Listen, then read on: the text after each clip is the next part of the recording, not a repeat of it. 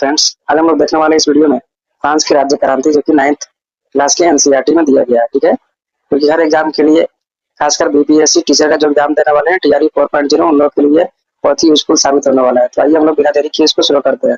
आप किसी भी एग्जाम में बीपीएससी की तैयारी कर रहे हैं आप लोग, तो उसके लिए बहुत ही उपयोगी साबित होने वाला है। किसी भी एग्जाम की आप तैयारी कर रहे हैं, किसी भी प्रतियोगी परीक्षा के लिए, तो आइए हम लोग इसको देखते हैं। अंत तक देखना है और वीडियो कैसा लगा कमेंट करके बताइएगा। तो ये देखते हैं फ्रांस की राज्य क्रांति 1789 में 16वां लुई 16वां।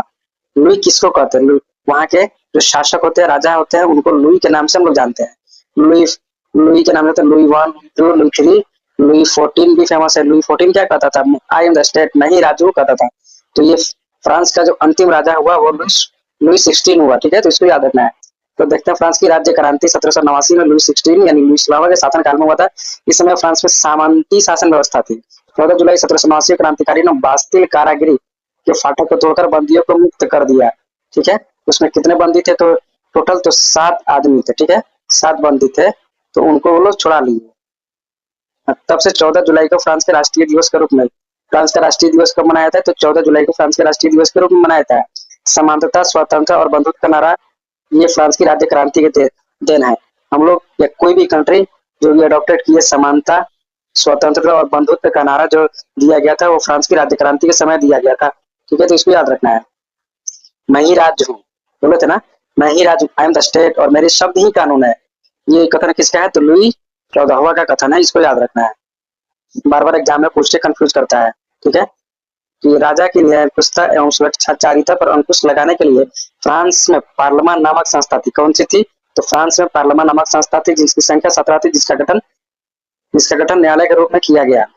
न्यायाधीशों का पद कुलीन वर्ग के लिए सुरक्षित होता था। हम लोग जानते थे कितने स्टेट में बटा हुआ था? तो ये 3 स्टेट में बटा हुआ था, पादरी, कुलीन और सामंती में था। कुलीन करते राजा को और पादरी क्लर्जी जो चर्च में होते थे, और यह पद कर्मानुगत बना दिया गया था। कर्मानुगत होता था। कर्मानुगत मतलब मेरे बाद मेरा बेटा, मेरे बेटे के बाद मेरा पोता, ऐसे रहेगा। वर्साय के शीश महल का निर्माण किसने किया था? तो लुई 14वां ने करवाया था वर्साय के शीश महल का निर्माण। वर्साय को फ्रांस की राजधानी लुई 14वां ने बनाया था। लुई 14वां ने फ्रांस की राजधानी बनाया था। किसको? वर्साय को। लुई 16वां 1774 में फ्रांस की गद्दी पर बैठा। लुई जो 16वां तो बुर्बो राजवंश से वो ताल्लुक रखता था। ठीक है, लुई 16वां की पत्नी मेरी एंटोनेट ऑस्ट्रिया की राजकुमारी थी। ये भी प्रश्न पूछते हैं बार बार। जब लुई 16वां की शादी हुई तो या फ्रांस की राज्य गद्दी पर बैठा तो उसकी उम्र कितनी थी? तो 20 साल थी। ठीक है, इसको याद रखना। राष्ट्र की समाधि वर्साय का भड़कीला राज दरबार था। लुई 16वां को देशद्रोह के अपराध में फांसी दिया गया।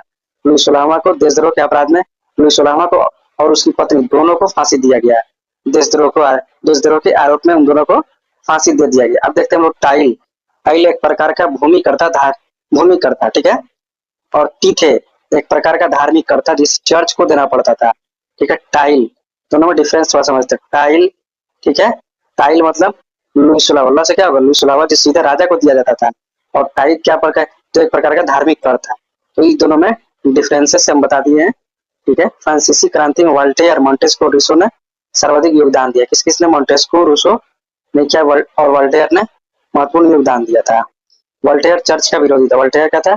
ये चर्च का विरोधी था, चर्च को मानता ही नहीं था, चर्च को तोड़ ही देता था।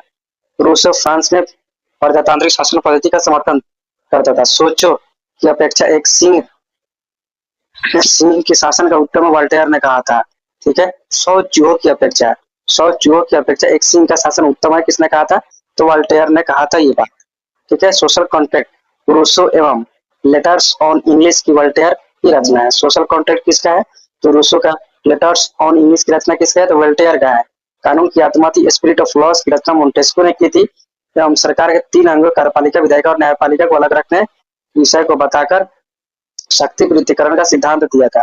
फ्रांस की क्रांति का सबसे महत्वपूर्ण नारा समानता था, जिससे मध्यम वर्ग ने आगाज किया था। स्वतंत्र एवं बंधुत्व भी क्रांति का नारा था। 18वीं शताब्दी में फ्रांसीसी समाज 3 भागों में बटा हुआ था। ये प्रश्न पूछा था बीपीएससी टीचर में, कितने भागों में बटा हुआ था? तो 3 भागों में बटा हुआ था, अर्थात श्रेणी में बटा हुआ था। प्रथम स्टेट में कौन थे? तो ये पादरी होंगे। प्रथम स्टेट में कौन से होंगे? तो ये पादरी होंगे प्रथम स्टेट में। द्वितीय स्टेट में कुलीन या विजातीय वर्ग, जबकि तृतीय स्टेट में इसमें देश की 90% जनता थी। इसमें वकील, टीचर सब कोई इसी में थे, और उन्हें सभी प्रकार के कर देने पड़ते थे जबरदस्ती।